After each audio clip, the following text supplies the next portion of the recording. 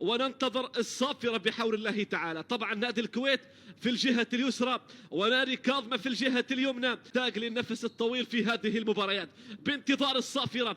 الصافرة تأتي معلنة عن بداية اللقاء وعن انطلاقة هذه المباراة الأولى ضمن إطار الجولة الثانية في غاية الروعة. مرور جميل، هل يأتي كرة الهدف الأول؟ الانطلاقة الأولى وقد يأتي معها أول الأهداف العرضية، لكن التغطية المثالية. بطل بطولة الدوري في الموسم الماضي، عرضية مثالية هي في الجول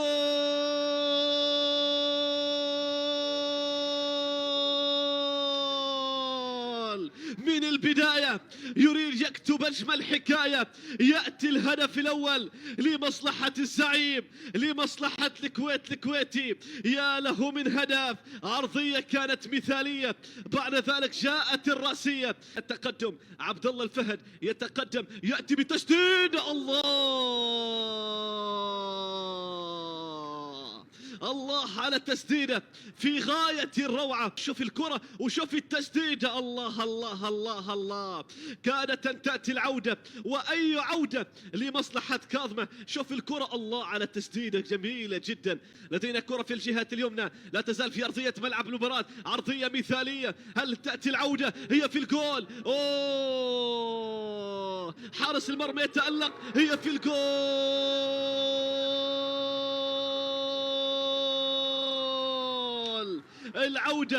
العودة تأتي في الوقت المثالي. نادي كاظمة يجد العودة في النتيجة ويأتي بتسجيل هدف العودة. يا سلام على كرة استقرت في الشباك. نواف ثامر هو من جاء بالهدف.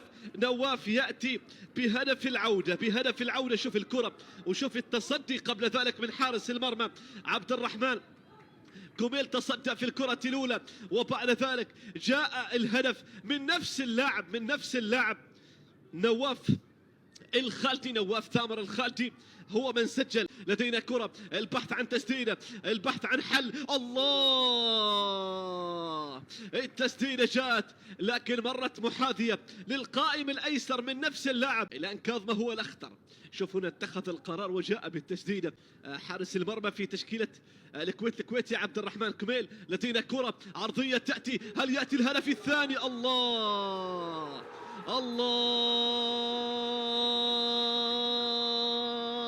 الهدف الثاني يأتي لمصلحة كاظمة. بالراس تسكن الشباك وتأتي بالهدف الثاني. لكن سلامات، لاعب سقط أرضية ملعب المباراة. هنا العرضية جاء من الخلف لكي يضع نادي كاظمة في المقدمة. عبد الرحمن الفهد هو من سجل على تنفيذ العرضية. يأتي بالعرضية الرأسية. أوه، كيف مرت هذه الكرة. كاد أن يأتي هدف العودة في النتيجة. خروج من حارس المرمى فيصل السبيعي، لكن ياسين الخنيسي لم يستغل هذا الخروج وكاد بأن يأتي بهدف العودة في النتيجة. لدينا كرة وصلت في المكان السليم، هل يأتي بالتسديدة؟ يأتي. الله،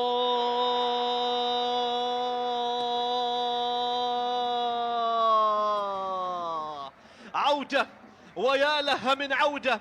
أحمد الظفيري وبعد محاولات هنا الكرة، شوف كيف وضعها. الله الله الله، في غاية الروعة وفي غاية الجمال. وانت كل الجمال يا أحمد الظفيري. شوف كيف وقف حارس المرمى، وضعها في أقصى الزاوية ليأتي هدف العودة بصورة رائعة جدا. التسديدة التي جاءت لتسكن الشباك معلنة عن عودة نادي الكويت ليرسموا الأفراح، ليرسموا الابتسامة هناك في المدرجات.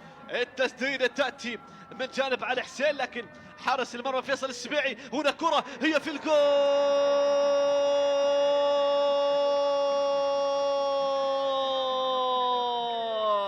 علي حسين ينجح في إضافة الهدف الثالث.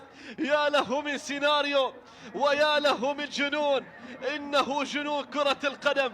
يأتي الهدف الثالث للكويت، لنادي الكويت في ظرف دقيقتين استطاع بأن يسجل الهدفين. شوف العرضية المرسلة، ولكن عينك على التحرك عينك على التحرك الجميل ليكتمل هذا الجمال ولتكتمل هذه الروعة وليأتي الهدف الثالث. الله الله الله. وعلى الكويت ما شاء الله الجهة اليسرى البحث عن تقدم، مرور يأتي بصورة رائعة جدا، عرضية تأتي، هل من هدف؟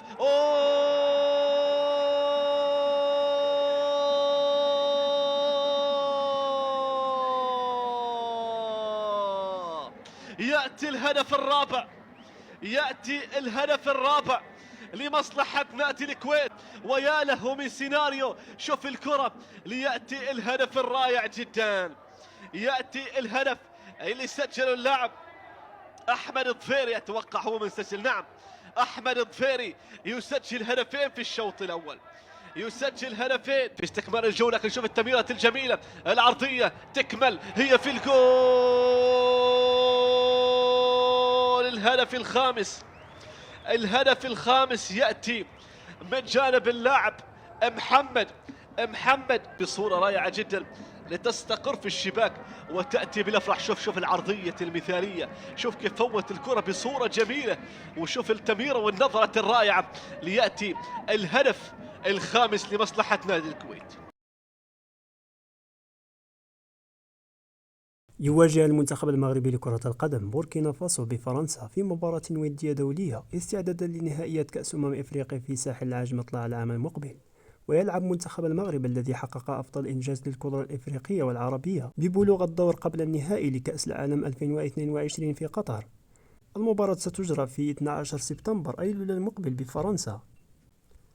وتأهل منتخب المغرب للنهائيات إفريقيا قبل جولتين من نهاية التصفيات، لكنه خسر في آخر مباراة بهدفين مقابل واحد أمام جنوب إفريقيا التي تصدرت المجموعة حاليا، وبوسع المغرب استعادة الصدارة عندما يستضيف منتخب ليبيريا.